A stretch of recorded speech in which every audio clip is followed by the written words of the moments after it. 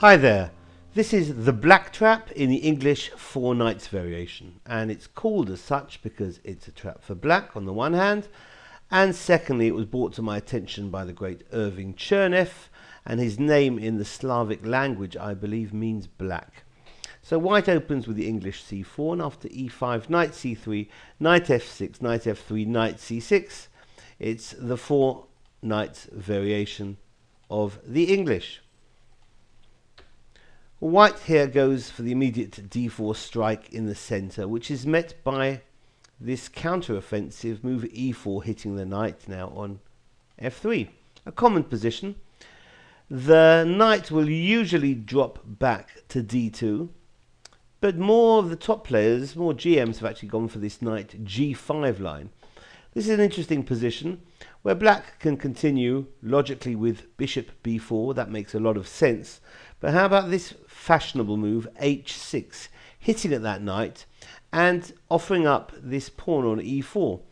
Because if now knight takes on e4, black will take on e4, and after knight takes on e4, black can really gain time with this move, queen h4, with a very serious initiative. It's hitting the knight, and if the knight drops back, then the pawn on d4 is going to drop. And obviously white can't play f3 because that's pinned. So white here can try queen d3. That seems to keep everything covered. But black can continue now with a strike in the center first with d5. And it looks as if white might be struggling. If now, for example, the knight drops back to c3, then d takes c4, and black is firmly in the driving seat. So that black can, I should say white should play c takes on d5. And now the knight jumps to b4, eyeing the queen on d3, which has to stay defending the knight on e4. And the knight on b4 is also eyeing the c2 square, which will fork the king and the rook. So the queen's going to run back to b1. But now we can see why that d5 move by black was played, because it allows the bishop to come out with time, hitting the knight again on e4. But white has this move, knight d6. He gives up the knight with check, because he's going to pick up the bishop.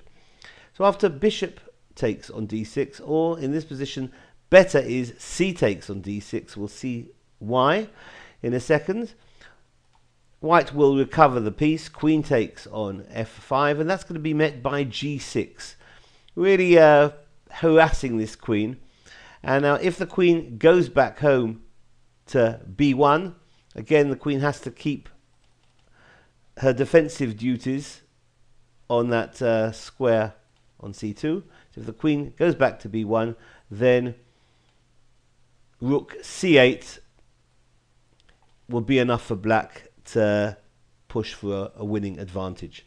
However, interesting, after that move g6 here by black, this position was reached in the game Ilya Smirin, the Israeli GM, against Johannesson, and Smirin played queen f4 and actually went on to win. It's actually more or less equal here, even though black's going to be able to get the knight c2 check in. White in this variation will have enough compensation. So this has been the Black Trap in the English Four Knights. Thanks for watching. Bye-bye.